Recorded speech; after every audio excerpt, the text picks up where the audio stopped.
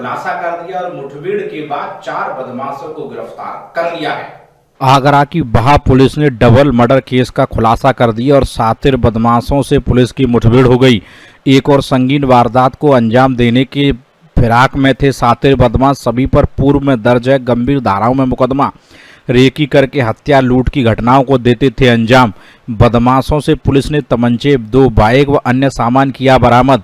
4 बदमाश चढ़े पुलिस के हत्थे। एक बदमाश की अभी भी पुलिस ने की है तलाश। SOG CIW service line team की मदद से आगरा पुलिस ने इस हत्याकांड का खुलासा किया है। अमन गुप्ता, आगरा, समाचार 24। किस तरीके से इस पूरी घटना को अंजाम दिया गया?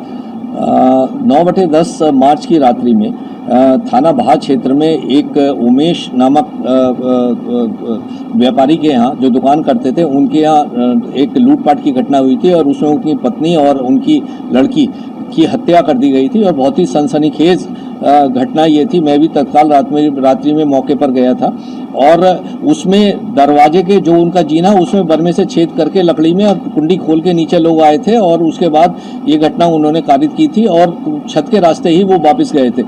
इस घटना का अनावरण हुआ है और इसमें पुलिस मुठभेड़ के दौरान 4 शातिर लुटेरे अभियुक्त पकड़े गए हैं। ये अभियुक्त एक फिरोजाबाद का रहने वाला है और 3 अभियुक्त यहाँ के रहने वाले हैं। इनके पास से लूट के दौरान जो चूड़ियाँ लूटी गई थी, जो पाजेब लूटी गई थी, जो अन्य सामान सोने का लूटा गया था, वो इनके पास से बरामद हुआ है।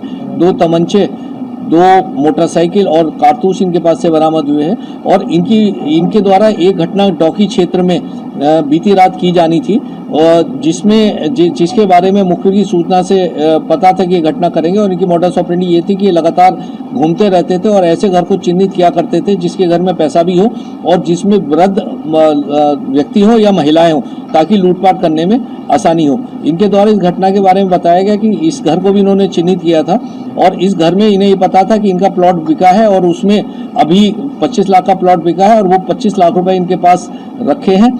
इसके अलावा इनके घर में ये कुछ ब्याज का भी काम करते हैं, तो काफ़ी पैसा और सोना इनके पास होने का उन्हें मालूम था और इन्होंने मैरिज होम के रास्ते अंदर घुसे और बर्मे से छेद करके जीना खोला और फिर नीचे आ गए।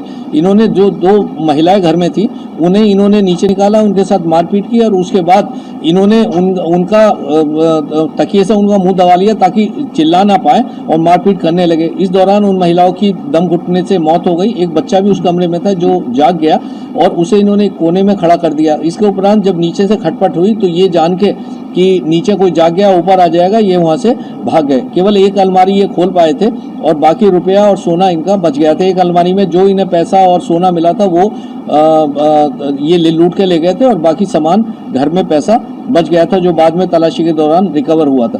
तो आज इस घटना का अनावरण हुआ है और एक अभियुक्त इसमें से फरार है।